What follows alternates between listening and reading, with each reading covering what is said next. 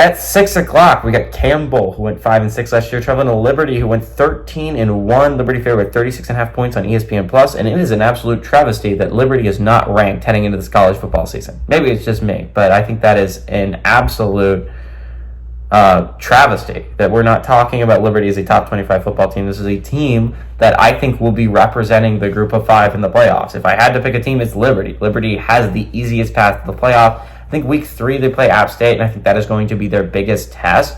But outside of that, the conference is a cakewalk.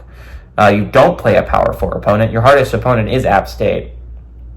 Caden Salter, by the way, who is returning this year, went 177-290 last year, threw for 2,876 yards, and count them 32 touchdowns to 6 interceptions. An insane ratio. Throwing for 30-plus touchdowns on its own is crazy, but only throwing for 6 picks is amazing. Quentin Cooley on the ground had 221 carries for 1,401 yards and 16 touchdowns. And C.J. Daniels had 55 catches for 1,067 yards and 10 touchdowns. You do bring back Cooley, but you lose Daniels. I think what is going to be really interesting here is this is a tune-up game for Liberty. You have a tune-up game, and I think next week isn't that bad either.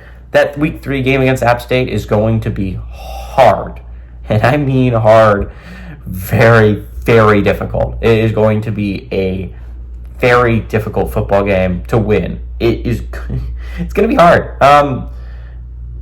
It's your hardest game. App State is the best team you're going to play all year. They are the team that is going to give you the biggest punch in the mouth, if that were.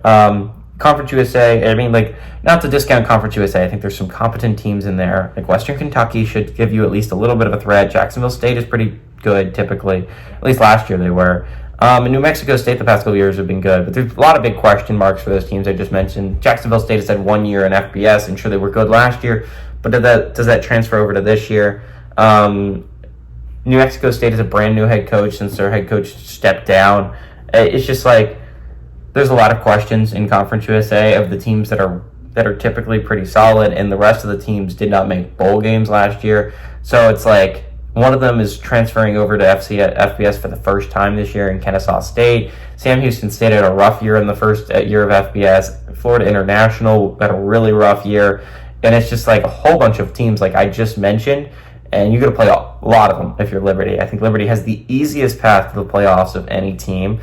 All you have to do is beat App State, really, in Western Kentucky, and you've beaten the 2 competent teams you play on your schedule.